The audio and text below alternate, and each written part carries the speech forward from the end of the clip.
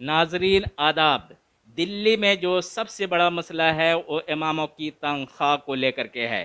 तकरीबन 10 माह हो चुके हैं, तनख्वाहें नहीं मिली है, जिसके लिए इमाम काफ़ी परेशान है। अपनी परेशानी को किसी को नहीं बताने वाले इमाम आज वो बहुत परेशान हाल में है। इन सब मौजू पे बात करने के लिए आज मैं इमाम हाउस में हूँ।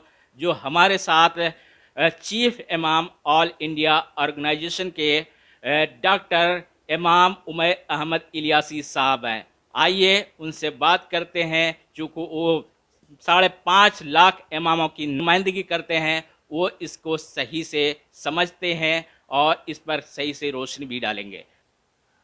जिस परेशानियों से इमाम गुजर रहा है, ये बहुत फ़ख्र की बात है, बहुत दुख की बात है। एक तो इमामों की तनख्वाहें बहुत कम हैं और उस कम तनख्वाहों में अपना गुजर बसर भी करता है, लेकिन किसी से उफ भी नहीं करता।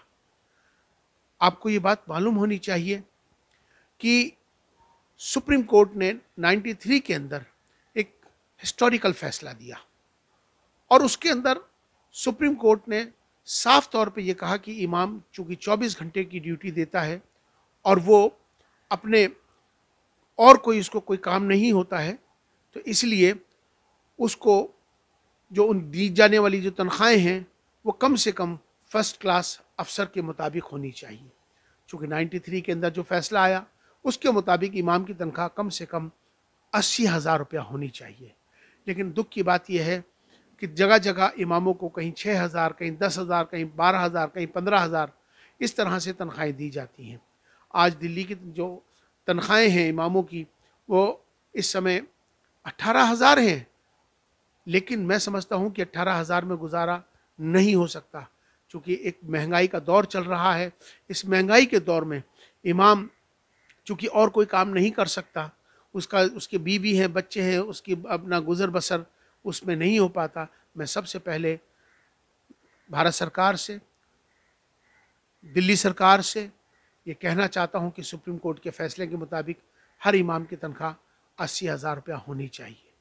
लेकिन फिल वक्त में अभी कम से कम 25,000 रुपया तो कम से कम उनका होना ही चाहिए, ऐसा मेरा मुतालबा है। अभी जिस तरह से हमारी दिल्ली सरकार ने ये वादा किया था कि हम, ख़ास तौर पे केजरीवाल जी ने, कि हम इमामों की तनख्वाहों को इजाफ़ा करेंगे, तो मुझे लगता है कि वक्त आ गया है, उनको अपना वादा निभाना चाहिए। एक तो तनख्वाह बहुत कम है और ऊपर से आज 1 साल होने को आ रहा है, अभी तक इमामों की तनख्वाहें नहीं मिल पाई हैं। ऐसे में इमाम परेशान हैं। हमने इस ताल्लुक़ से तमाम इमामों की एक बैठक बुलाई और आज बैठक के बाद हमको ये बात मालूम हुई है कि उन्होंने हमसे कहा है कि हम 2 दिन के अंदर तनख्वाहें जारी कर देंगे। बहुत अच्छी बात है, करना चाहिए और मैं ये उम्मीद करूँगा कि उनको पूरी तनख्वाहें जो पूरे साल की है, पूरे साल की तनख्वाह मिलेगी, ऐसा मैं उम्मीद भी करता हूँ। और ये भी उम्मीद करता हूँ कि आगे आने वाले वक्त में दिल्ली वक्फ बोर्ड अपने इमामों की तनख्वाह कम से कम 25,000 रुपया करेगा। दिल्ली वक्फ बोर्ड एक मॉडल बनना चाहिए।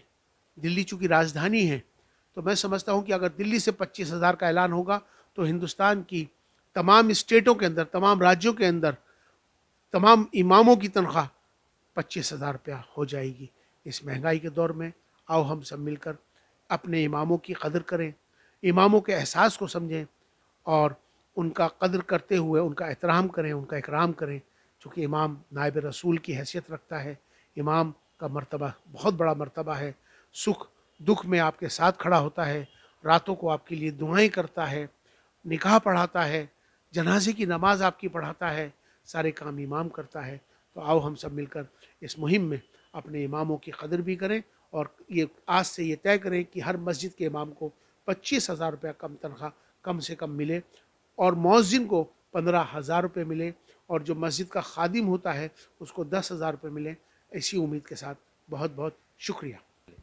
ये थे डॉक्टर इमाम उमैर अहमद इलियासी साहब, जो बता रहे थे कि कम से कम तनख्वाह 25,000 रुपये इमामा को होनी चाहिए और मुअज्जिन के कम से कम 15,000 रुपये।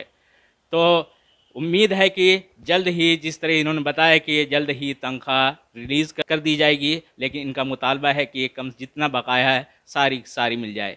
ETV भारत के लिए दिल्ली से मुफीज़ुर रहमान।